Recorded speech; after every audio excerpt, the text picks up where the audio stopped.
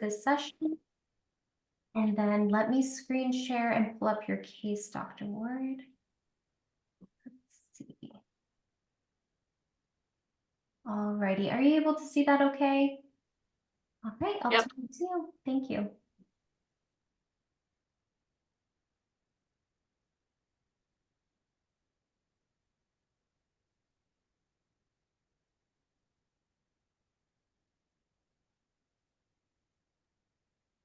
Right, so anytime you'd like to go through the case, I'll turn it over to you, Dr. Ward. Yeah, okay, so I submitted this case hoping it would be kind of relevant to what we talk about today, which is going to be screening for MS. So the situation, we're looking for advice on kind of next steps to work up this patient. So background, I saw a patient in my office recently for dizziness. She had some testing done in the ER recently, but still not quite clear what's causing her symptoms. So if you scroll down, yep. So a little more detail, 35-year-old woman who presented with vertigo for about 3 weeks. The symptoms came on gradually. She went to the ER about a week after the symptoms started, and she got some fluids and some meclizine, and she felt a little bit better, but her symptoms have not gone away. In digging a little more in her history, she did have an event a few years ago of numbness and tingling in both of her legs. It lasted for a few weeks and then it went away, and she thought maybe it was just a pinched nerve and didn't pay too much attention to it. And so in this situation, questions we would be thinking about are, are those old symptoms related to what's going on now? What kind of workup should be done? Should she go to vestibular physical therapy first for the vertigo and then kind of see what happens after that?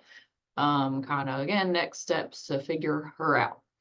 Okay, so data, she had a CTA in the ER and she didn't have any evidence of stenosis in her posterior circulation or any occlusions, so no clear signs that this was at least a stroke involving the large blood vessels in her brain. She also didn't have any other exciting things going on her regular head CT. She had normal labs in the ER. She didn't have any signs of, heart rhythm abnormalities while she was monitored in the ER. She got a consult from ear, nose, and throat, and they didn't think it was coming from her inner ear. And on exam, the only thing she had was a little bit of vertical nystagmus. So I'll kind of explain, I know all of you probably know all these terms, but just in case, I'll just say so nystagmus is like jumpy eye movements. And it tends to come from parts of your brain, like the back of your brain, cerebellum and brainstem. Okay, so the question is, what are the next steps in evaluation? And that will lead me into the talk. Thank you so much, Dr. Ward, for bringing the case today. Any clarifying questions from the group before we jump into any of the discussion or feedback? Everyone's welcome to unmute or chat in.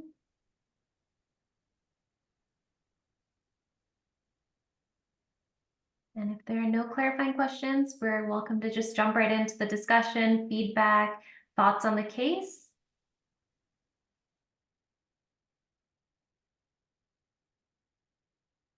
I will just add that stuff like this can be a common, obviously, especially things that may get people into a primary care doctor's office, because vertigo, dizziness can be caused by a multitude of different things. So it's kind of good to have a, algorithm in your head for how to triage these things. So sometimes, we'll see people with like very obvious, this is a neurologic problem coming from this part of your brain, and we know what this is right away. But things like vertigo and numbness, tingling can be hard to pin down sometimes.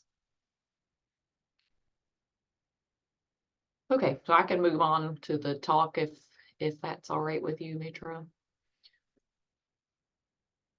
All right, and so I can just do the slides on my end if that's all right with you. Sure, absolutely. Lauren, I saw you raise your hand. Did you have a Oh, question? sorry. Something about the- Yeah, just real quickly in follow up to what Dr. Ward just said. You mentioned that the numbness and tingling that was presented by this patient is kind of a non-specific symptom and could really be associated with many things. Is that how you would describe the majority of symptoms that impact people that are diagnosed with MS early on, or are there any specific symptoms that are more unique to MS that could have been identified in this case? So it is very common for people with MS to present with kind of vague, non-specific, not things that like might immediately make someone say, yep, I know what you have MS. But there are some kind of characteristic events that are going to raise suspicion, put suspicion for MS pretty high on the list. And I will give a couple of examples of that. So that's a great question. Thank you for the question, Lauren. Any other questions or comments from the group? I'll do a nice long echo pause for folks to think of questions if they have any. No pressure. All right, well, if there are questions you think of along the way, you can chat them in and Dr. Ward can go through those as well after her presentation. But Dr. Ward, I gave you the ability to screen share, so anytime you're ready to do so, you are welcome to. Thank you. All right, so yeah, I will get started, and yeah, just feel free to pause or interrupt. You're not interrupting. Talk anytime. All right, so yeah, I'm going to talk a little bit about how to screen for MS. Okay, so first, what is MS? It's an autoimmune disease that causes inflammation in your central nervous system. So central nervous system is the brain and spinal cord.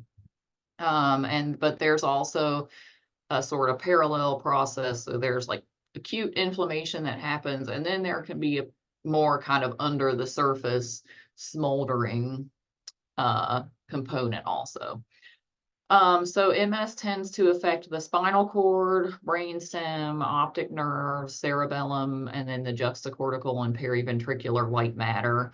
And we used to think it was only a white matter disease, but we know now that gray matter is also involved. So again, I don't want to make anyone think that I assume you don't know anything, but I'll just explain that a little bit better. And yeah, so I know you guys already probably know all of this anatomy, but anyway, so spinal cord, obviously, brainstem is back part of your brain where basically like all the nerves that are going from your brain down into your spinal cord pass through. Optic nerves connect your eyes to your brain.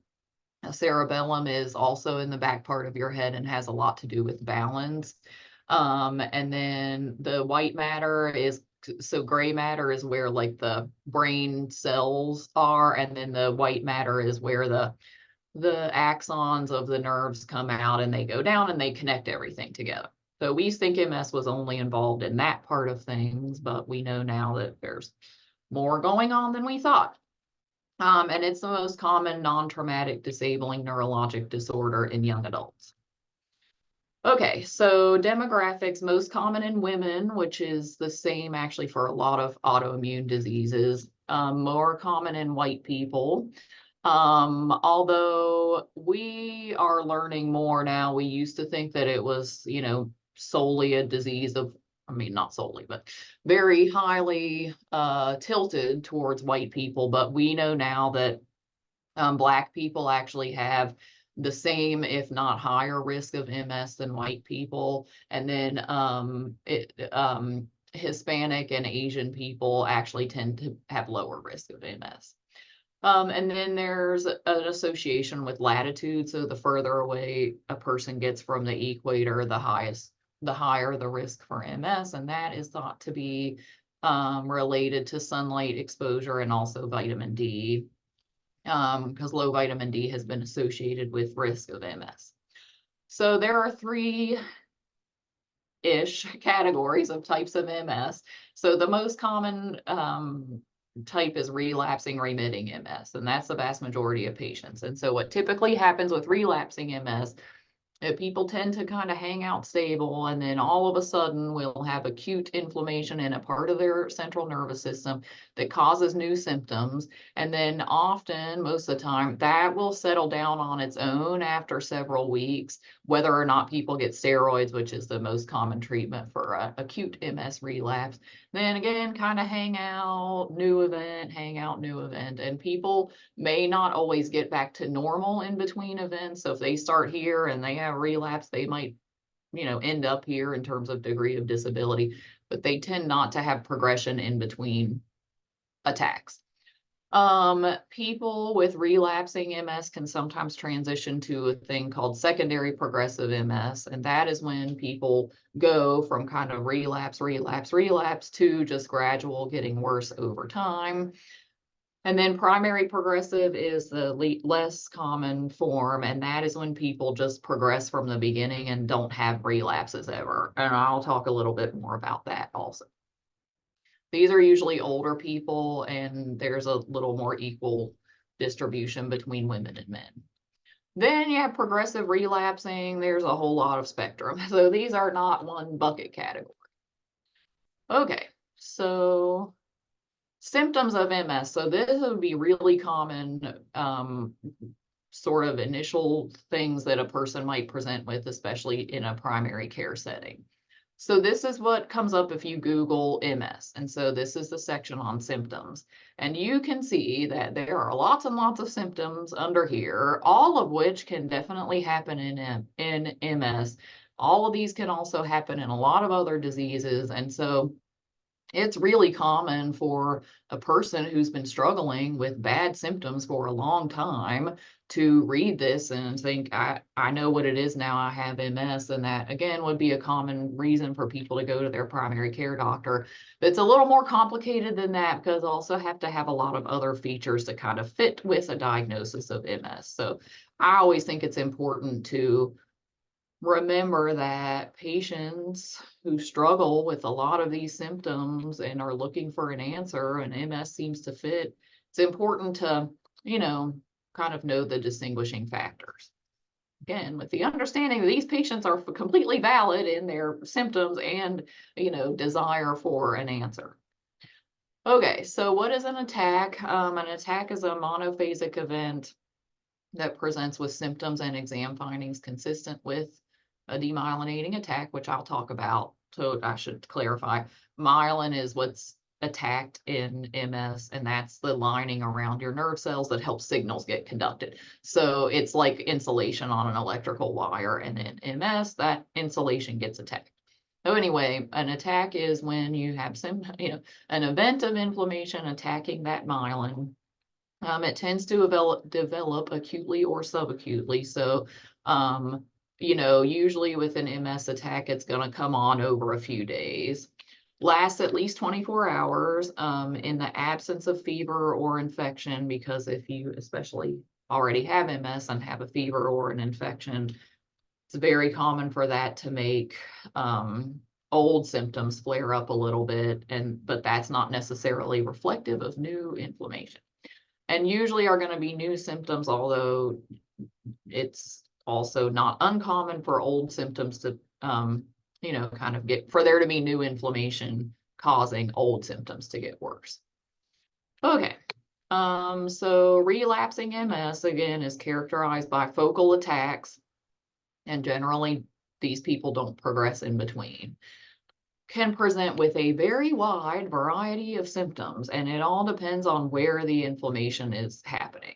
So supratentorial, that means in your brain above the brainstem and cerebellum, usually is going to cause unilateral symptoms. So things like sensory changes, weakness on one side of the body. You can get things like slurred speech, lots and lots of other symptoms, just depending on where the inflammation is. An attack in the cerebellum, again, as I mentioned, has a lot to do with balance. So you can get vertigo, which is kind of what I described in that case. So spinny, dizzy feeling, and ataxia, which is just incoordination. Brainstem inflammation can cause a lot of things. Again, ataxia, weakness. Double vision would be a common one with an attack that affects your brainstem, because that's where all the nerves that go to the muscles of your eyes start. Bulbar symptoms, which means like trouble swallowing, slurred speech, things like that. You can get something called trigeminal neuralgia, which affects the trigeminal nerve, which gives sensation to your face. And when that nerve gets attacked, it causes really bad facial pain. In an attack that affects the spinal cord, usually it's going to cause bilateral symptoms in arms, legs, or both, depending on where the the area of inflammation is. Sometimes it'll be one-sided. But your spinal cord, the nerves in your spinal cord are packed together really, really tightly, because everything coming from the brain comes together to go out of the spinal cord. So most of the time, because those nerves are so tightly packed, a spinal cord event is going to cause bilateral symptoms. Okay, your optic nerve connects your brain to your eye, and if that gets attacked, it can cause vision problems and pain with eye movements. And then cognitive symptoms, we are kind of more and more recognizing that people with MS can sometimes present primarily with cognitive symptoms, so changes in their thinking. And that can be hard to pinpoint on one area, but it's very, very common to have those symptoms in MS. Okay, so these are kind of some classic attacks that would really perk your brain up to say, yeah, I would be worried that this person has MS. So optic neuritis is when your optic nerve gets attacked, and usually what that's going to cause is pain with eye movements, trouble with color vision especially, and then decreased visual acuity, so blurred vision or sometimes loss of vision altogether.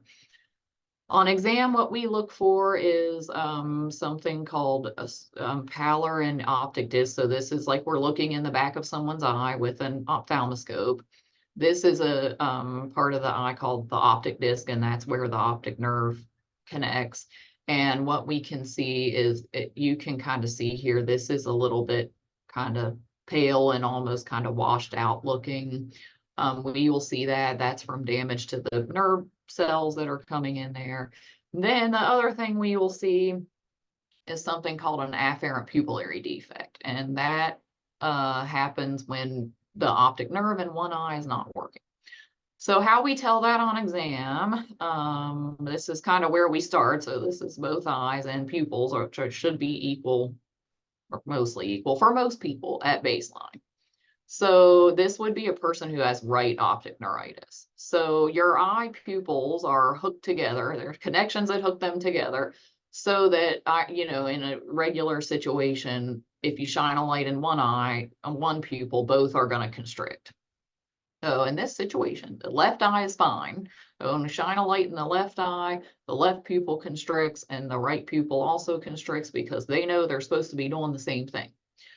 In this situation, which is the right eye is damaged, when we shine a light in the right eye, nothing happens in either eye, and that's because the light isn't getting past your eyeball to go through your optic nerve and into your brain and tell the other eyeball to, or pupil, to constrict to. So, it's a really helpful exam finding when we see it, because it really helps us tell this is a problem with that optic nerve. And this will be very common MS attack. Okay, so another one that's not as common, but really helpful, or at least really helps you localize a problem if you see it, is something called an internuclear ophthalmoplegia. That is caused by damage to the brainstem in a very particular part of the brainstem called the medial longitudinal fasciculus, which helps control eye movement. So when someone has an INO, that's the abbreviation for it, what we'll see is when a person tries to move their eyes to the side that's fine, both eyes are going to move that way together. When we try to move the eyes to the other side, in the eye that in the part of that brainstem that's damaged, the affected eye will not move all the way in, and the other eye will have jumpy eye movements back the other way. So again, this is not quite as common, but if we see it, it really makes us put MS at very high on the list of things we could be looking at. Transverse myelitis is the term for inflammation in the spinal cord. This here, we're seeing it. This is this kind of white area here in the spinal cord. This is like we're looking at someone's head and neck from the side. So this is our spinal cord, and this white here is the area where there's inflammation. So as I mentioned before, when there's inflammation in the spinal cord, that often is going to cause problems on both sides. And the areas involved depends on where in the spinal cord it is. So the nerves in your neck go out and control your arm and your leg movement. And so let me rephrase that. When there's damage to the spinal cord, then the signals coming from the spinal cord to your arms and legs aren't conducted well. But with a problem in the neck, we are usually going to see problems with arms and legs. And then in the middle part of your spine, which is the thoracic spine, usually we're going to see just leg problems, because by the time we get down to the thoracic spine, your arm nerves have already all come out of the spinal cord. So symptoms that can be caused by that, again, sometimes we'll see one-sided symptoms. Lots of times it's going to be both. We can see things like numbness, weakness, bowel or bladder problems. So difficulty urinating would be a common one, or loss of control of the bladder, trouble walking, lots of other things. Okay, so that again, sort of a sampling of attacks that would really be classic and easy to localize to what's going on, although there are plenty of other things too, but that could cause those things. But not everything is going to be as straightforward. So kind of general findings that we may see on exam in a person with MS. So usually going to present with something called upper motor neuron signs, and that just means what we see when there's been damage to the brain or the spinal cord. And that will cause things like spasticity in the muscles, so really stiff muscles, or muscle spasms, increased reflexes. There's a thing called the Babinski reflex, which is this weird reflex where we scratch the bottom of someone's foot, and in a normal person, their toes should go down, but with the Babinski reflex, the toes go up, and that indicates damage typically to the brain or the spinal cord. And then I talked about some of those other symptoms. And so it's important also to understand exam findings that don't happen with a problem with the brain or your spinal cord, and more are a problem of the nerves after they exit the spinal cord. And so that's called the peripheral nervous system once they kind of get out of the spinal cord. With a peripheral nervous system problem, usually people are going to have decreased muscle tone, so they'll be a little more floppy as opposed to spastic. And then usually we'll see decreased reflexes. And so the exam findings really can help us start to say, where is this problem?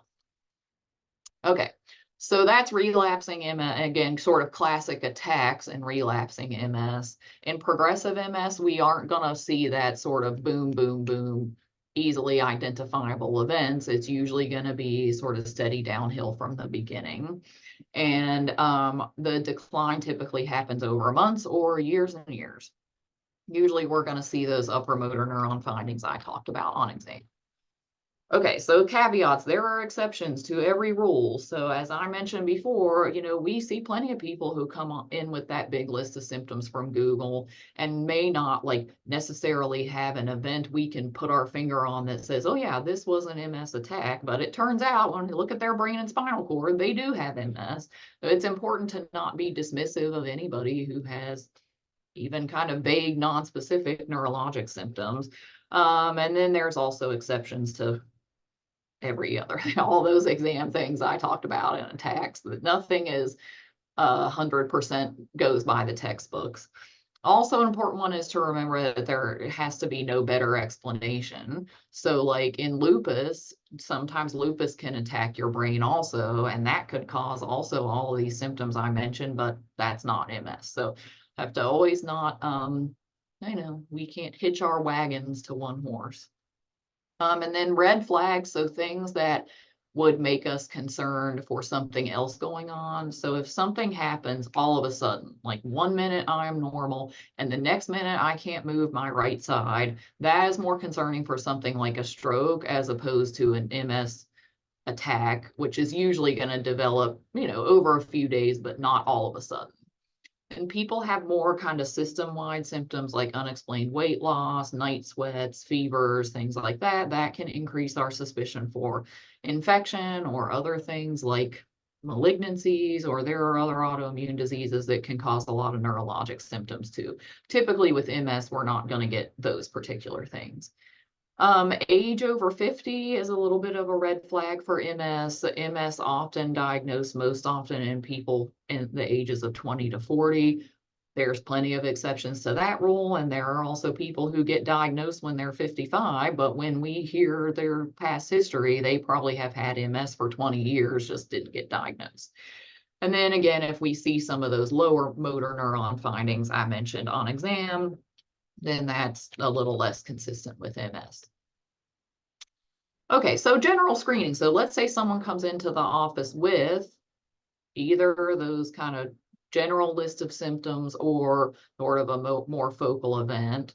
We often will get some general labs. So TSH, the thyroid testing is often helpful because hypothyroidism can cause a lot of neurologic symptoms. So can hyperthyroidism. There can be a lot of overlap with MS, especially in terms of things like cognitive symptoms and fatigue, and sometimes numbness, tingling, and bowel issues and things like that. Rheumatologic markers. So especially if someone's coming in with a lot of joint pain, that's a little atypical for MS, and that should make us think of other things like rheumatoid arthritis or lupus or other things. But for those, we are often going to check things like an ANA, a rheumatoid factor. ESR and CRP can be kind of general markers of inflammation that typically are not going to be high in MS. So if we see that those are high, that also is going to make us think, well, we need to make sure we're not missing something else. And then nutritional things, so vitamin B12 deficiency can cause symptoms that are similar to MS.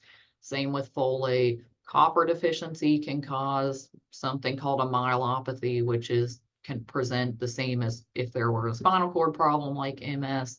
And then vitamin D, we often check because, again, low vitamin D has been associated with increased risk of MS. There's some ambiguity about the sort of underlying process there. We used to always check vitamin D on everyone with MS and try to get people up to pretty high levels if they were low. There's been more recent data in kind of more controlled clinical trials that indicates that getting the vitamin D levels up might actually not have as much of an impact on things like MS risk and relapse rate as we thought it did. And so I'm not as aggressive now with supplementing vitamin D because there have been 2 studies now that showed that. And then even the older, sort of less rigorous studies were not clear. So I am not as aggressive as I used to be. So the thought is the low vitamin D the problem, or do people with MS have altered vitamin D metabolism? Because the vitamin D genes are located pretty closely to a lot of your immune system genes. So anyway, that was kind of an aside, but point being, it's always reasonable to check vitamin D and supplement, if it's low. Okay, so then MRI is often, really important part of diagnosing MS, and this is a part of the puzzle that often will be done in a primary care setting before someone sees a neurologist. So on brain MRI, there can be pretty characteristic lesions with MS. So this down here, this is like we're looking at someone's brain kind of from above, horizontally. This one here on the right is like we're looking from the side. And so this part of your brain here is called the ventricles, and that is where the spinal fluid circulates. And with MS, we often will see spots that are right near that part of the brain called the ventricles. That's an example of that. And Lauren, did you have a question? Yeah, I just was hoping to clarify something from Yeah. your last slide, Dr. Ward. Yeah. When you mentioned the hyperthyroidism as a screening that you do you see this as a test that can potentially cross out the possibility of MS, or do you tend to see comorbidity of this issue in people with MS? So either, it is very common. If you have one autoimmune disease, you are at risk of having other ones. So we see plenty of people with MS who have hypothyroidism or Graves' disease or Hashimoto's or whatever at the same time. But if we had a person with, let's say, numbness and tingling, they had a normal MRI, they didn't have any other concerning findings on their exam, or low thyroid can cause a peripheral neuropathy, which is going to present with those decreased reflexes I talked about. So anyway, let's say we have really low suspicion for MS regardless, and it turns out they're super hypothyroid, then that probably more likely to be the case in MS. But it's all, again, and same with B12 deficiency, you for sure could have B12 deficiency and MS. You can have lupus and MS, so that gets to that ANA thing. There are a lot of overlap between all of these issues. So I wouldn't use any of these in, isolation as a rule in or rule out. But that's a great question. Okay, so someone Because- would likely need to present either with recurring symptoms of one of those issues, which after treatment for it wasn't impacting it in the way you thought it would, or have additional symptoms more in line with MS on top Yeah. of these issues to push someone to make that further diagnosis. Yeah, but I definitely wouldn't say that like you should treat someone for hypothyroidism for 6 months because they have cognitive changes before we do any other testing. I would do these in tandem to kind of put all the pieces together. I mean, I guess if they got diagnosed with hypothyroidism and they had fatigue and fixed their thyroid and their fatigue went away, then that probably wouldn't necessarily need a full neurologic workup. But anything that's beyond kind of normal disease course that you would expect with things like hypothyroidism, then should prompt further evaluation. Because the other thing I tell people is like, it's always better to catch these things early because we know that early diagnosis of MS makes a big impact on long-term outcomes. Early diagnosis and early effective treatment. So it's better to overwork up someone than under, because it also happens that, people come in and they say, I've been exhausted for years and have had numbness in my arm for years. And like, I never really paid attention to it. And then someone gets an MRI and it turns out there's something going on. So it's never unreasonable to, at least do some of the screening things. And I mean, the vast majority of the time, by the time people get to us, they've had an MRI, and that's usually what gets them to us. Okay, that's a great question. Any other questions? Okay. So anyways, with brain MRI and MS, we're often going to see pretty characteristic lesions. So I pointed out these perpendicular ones. Sometimes we'll see lesions that are right up against a part of the brain called the cortex, which are kind of the outer layers of your brain. That would be a common area. Infratentorial means brainstem or cerebellum. And then spinal cord and optic nerve, I already talked about. But there are a lot of things that can cause changes on a brain MRI. So this is a really common thing where a patient has lots of symptoms and gets an MRI and it has lesions on it, and they may assume that means they have MS. And again, I am in no way dismissing these people, because there are lots and lots of people who are living with very chronic symptoms and who have some abnormalities here and there. And, it's not enough to fit into any one box. And our suspicion for MS is lower based on the fact that we don't have any history of those sort of more discrete attacks or findings on our exam that point us one way or the other. And so we say we think this is less likely to be MS. That gets frustrating for people. Nobody wants to have MS, but people who have struggled with debilitating symptoms for years sometimes can be a little bit of a relief to have a name to put to it. So it's important to know that lots of things that can cause white spots on an MRI, and it's important to be able to explain that to patients, because I would never want a patient to feel like they're being written off or dismissed. Okay, I feel passionately about that, so I'm blabbering on about it, because I think there are lots of times also when people feel like they get pushed around from doctor to doctor and no one, everyone says, it's not me, it's not me, it's not me. I think it's very important to think of every situation, thoroughly, and be very validating to people. Okay, I will move on from that now. So there are, anyways, in terms of talking about other things that can cause lesions on a brain MRI. So high blood pressure, high cholesterol, diabetes, smoking, super common cause. Migraines can cause a lesion on an MRI, also sleep apnea. And so these, though, lesions with these things usually look different than MS lesion. So this would be an example. I mean, someone could come in with any of these problems and we could get an MRI like this and it would fit. But a common story would be someone who's had migraines for 20 years and they get a brain MRI and we see these little dots here. Now you can tell that looks pretty different than this. And so those are more likely to be caused by another alternative problem.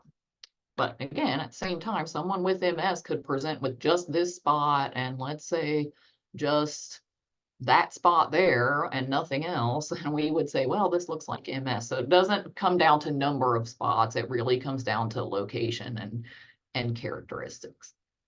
Okay, but things that can be helpful. So none of these things cause lesions in the spinal cord. So when we see spine lesion, it really increases our suspicion for some sort of autoimmune neurologic problems. There are other things that can cause that too. And then brainstem involvement in things like all those things above versus MS looks a lot different. So this is the brainstem back here. This is an example of, let's just say, someone who smoked for 20 years and has spots. They're typically going to look more like this, whereas this would be a common appearance in MS, these kind of more discrete lesions. Oh yeah, I should point out the terms that would be said on an MRI read for something like this often would be several different umbrella terms. So things that are common to see on the reports are chronic ischemic changes, microvascular disease, non-specific lesions, migranous changes. Those are kind of all similar terms for these appearing spots.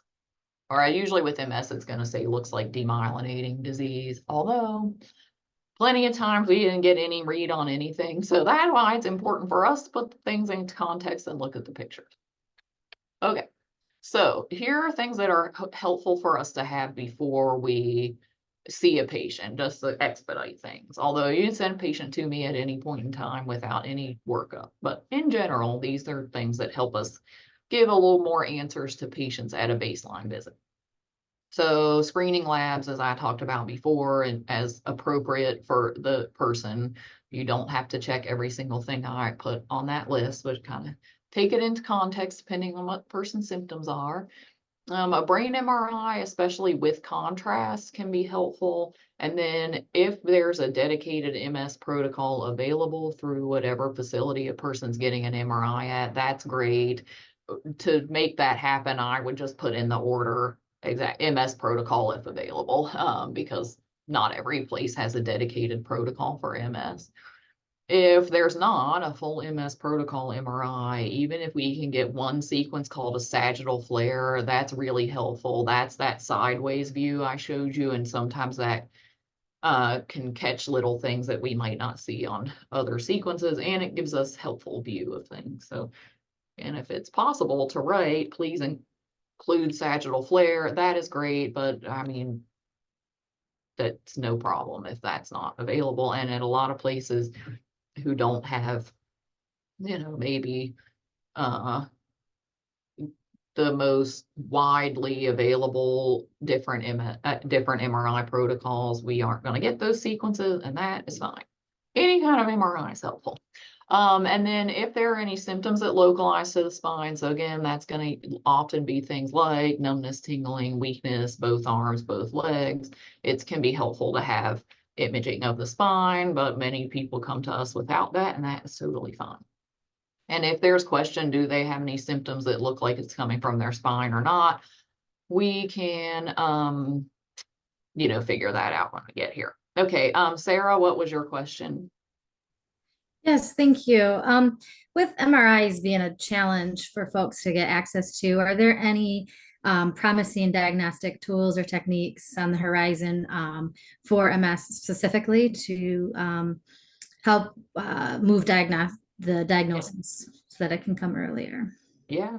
Well, history and exam are always in neurology going to be the very most important thing. So luckily, we all can do that. So that if we couldn't get any testing at all, a history and exam, oftentimes with any neurologic problem, can give us really helpful direction in terms of what we're thinking. There are some blood markers that have been developed looking that can be abnormal sometimes in lots of different neurologic diseases. Those are not really ready for prime time, and also they are not specific. So there's one called neurofilament light chain, and it can be high in the blood in people with MS, but also lots of other neurologic disorders. And so I don't really check that. At someday, I very well might be checking it on everybody, but right now it doesn't give me enough helpful information to say one way or the other you have MS or not. I might be able to say, well, this is more likely to be a primary neurologic disease, but it's not diagnostic.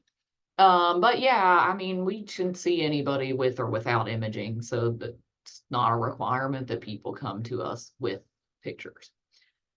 Um, okay, and then the other thing I was gonna say, that for MRIs that are outside of the WVU system, the most helpful thing is that if a patient can bring their own CD, because lots of times patients think that the pictures are automatically gonna come across, but if it wasn't done in WVU, we're not gonna have those pictures, and lots of places can electronically transfer them to us once we call them, but not every place can. And sometimes we call and no one answers the phone. So if patients leave everything else at home but bring a CD, that's the best way to make sure they're going to get the best answers that they can at their appointment. Okay, yes, Lauren. Sarah and I will stop asking questions Oh, I love eventually, it. Dr. Yeah. Ward. I was just wondering, you've set the stage that the MRI is sort of the gold standard for diagnosis at this point for MS, but that you could reasonably diagnose a patient that's presenting with all of these symptoms over time and has these other characteristics without an MRI. How would that affect insurance coverage and or Social Security disability application if someone is really unable to get access to that MRI? Yeah. Well, I have diagnosed couple people with MS with no imaging. I have one patient in particular who has a um bullet fragment lodged in her chest, so she can't get MRIs. So in that person, I mean, most people at least have access to a CT scanner, and that is not going to tell you if someone has MS or not, because it's not specific enough, and small stuff are going to be missed on a CT, but it can at least help you tell, all right, this probably wasn't a huge stroke or a brain tumor. Um, so it's helpful. I mean, usually we will at least need a CT scan, but yeah, by history, sometimes we can diagnose people. I've definitely seen people in my office who haven't had any imaging, and I can take a look at them and hear their story and say, I think you have MS. We're going to get an MRI, to look, see if we find anything else, but I'm definitely concerned you have MS. In terms of insurance, I really don't know. I mean, it's so rare that we have someone who can't get any imaging that I don't think I can give an accurate answer on that. Disability benefits, honestly, I don't know. I haven't, when it comes to what I fill out on disability, and I fill out forms that say, like, here's what the person has and here's what their symptoms and here's what those symptoms can limit. I've never had a place say they have to have pictures first, but I mean, on the back end of disability stuff, I really don't know how a lot of that works. And insurance wise, I mean, we get forms sometimes that say, please include any diagnostic tests. I can't think of a time off the top of my head that they've said you have to have an MRI, but again, it would be so rare that we don't have MRI on people that, I couldn't give you a good answer. And the good thing is, with all the satellite WVU places, most people can get some sort of MRI somewhere. But they don't have to have one to come see us. And I mean, MRIs just became widely available in like the 1990s. First likely case of MS was reported in like the 1500s. So we've managed for centuries without MRI scanners. And that is one thing that I really like about neurology is lots of times we don't need additional testing to make a diagnosis. All right, it's 12:50 actually. Sorry. I will try to hurry up. I think I'm at the end actually. Anyway, yeah, okay. Thank you. Thank you so much, Dr. Ward. I know you got time and I love how interactive and Lauren, I know you were saying we'll stop asking questions, but that's all about Echo. So we're so happy you and Sarah and everyone is asking questions. But thank Yeah, I you. will feel useless if nobody ever asks questions. So Never useless. Are you kidding? No. And we're also recording the session, as I mentioned. So anyone who missed something can always refer back. But thank you so much for the presentation, Dr. Ward. Anyone with questions, comments? Lauren, I know towards the end of that presentation, you had chatted in. And hey, Jay, thanks for joining.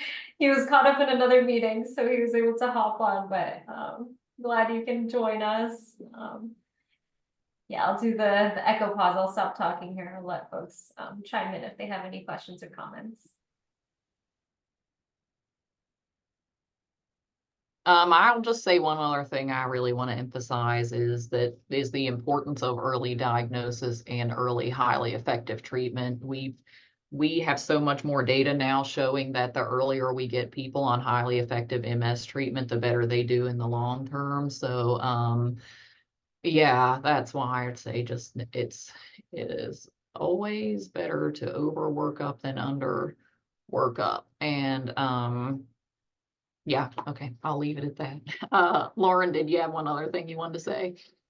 I was just clapping to that comment, but I did just want to reiterate, I know I had put it in the chat, but I did want to reiterate to the group vocally that just to thank you, Dr. Ward, so much for making sure that we are building that patient trust and listening to their concerns.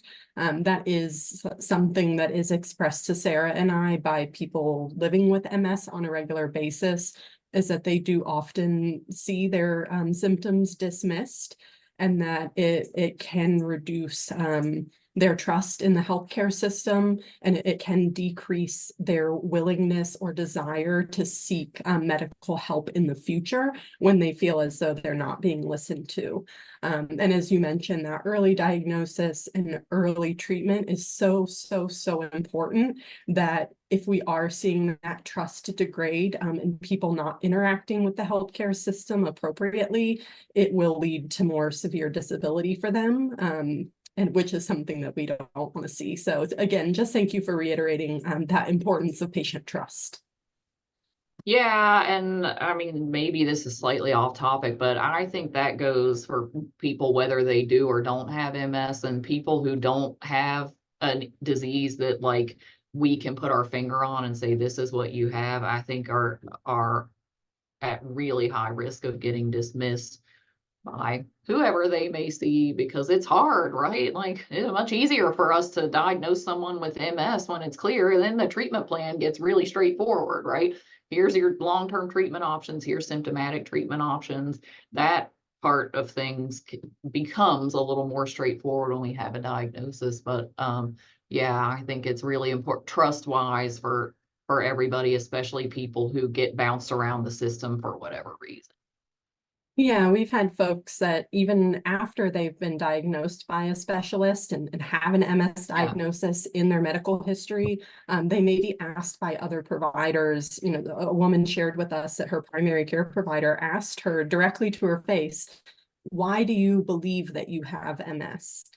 Because those symptoms are so non-specific, and you know they weren't really able to necessarily pinpoint those in those relapses. And that's something that stuck with her for a very long time. You know, that's a story that she's recounting to us years later. So even just that offhand comment by a provider can really stick with a patient for a very long time. So yeah, just again, thank you for reiterating the importance of that. Thanks. That's our job. Yeah, thank you both. And thank you for the comments and questions, Lauren. Kind of going off of that too, I feel like from the patient perspective, I know we kind of were talking about that in the beginning of the session. I can imagine them almost feeling like if someone's questioning, why do you believe you have MS based on these symptoms? I'm sure from the patient perspective, they would feel like, okay, maybe I don't have MS. You know, they might even start questioning if they even do have something, and that's kind of regressing, going the opposite direction of what we would want them to do. So yeah, it's such a complex thing, and I appreciate all of you chiming in and Dr. Ward sharing so many excellent information with us. Any other comments or questions from the group? So, like I said, sorry, this is Amanda, kind of new to this programming. So this is a series that it sounds like on this that will be on this topic and kind of move through. This is like, and eventually we'll get to different treatment options. I know we were mentioning it. It sounds like it's a good progression, is what my understanding is. Each month there'll be a topic. Yep, absolutely, Amanda. So with this MS Echo, each session has kind of a different topic area regarding MS. So the next session actually is next month on March 6th, I believe, on MS diagnosis. So we typically like to have some case presentations, so it can be a case-based learning where everyone on the session is welcome to chime in. And then typically we have the presentation portion as well, as you saw Dr. Ward present today. So yeah, there's a whole wide topic area. I believe we have them scheduled until December. I could be mistaken, but I believe we have them until December. So if you'd like, you can put in your email. I can contact you directly and send you the curriculum and everything. Perfect. Thank you. Yeah, it's great. Absolutely. Any other questions about the topic, case, or anything about the echo? And as Jay chatted in, please bring any questions you might have. It's open to all questions. So I'll reiterate that. Getting lots of thank yous in the chat for you, Dr. Ward. Alrighty, well, the only announcement I have is the next session is March 6th on MS diagnosis. Jay, did you have any other closing announcements that I may have missed? No? No, I think that's it. No, I'm sorry I was late. I'm sorry I missed it. Sounds like it was great. So I'm glad. Yep, absolutely. Awesome. Thank you, Jay. All right. Thank you all so much. Thank you again, Dr. Ward. We'll see you all next month. Take care. Bye.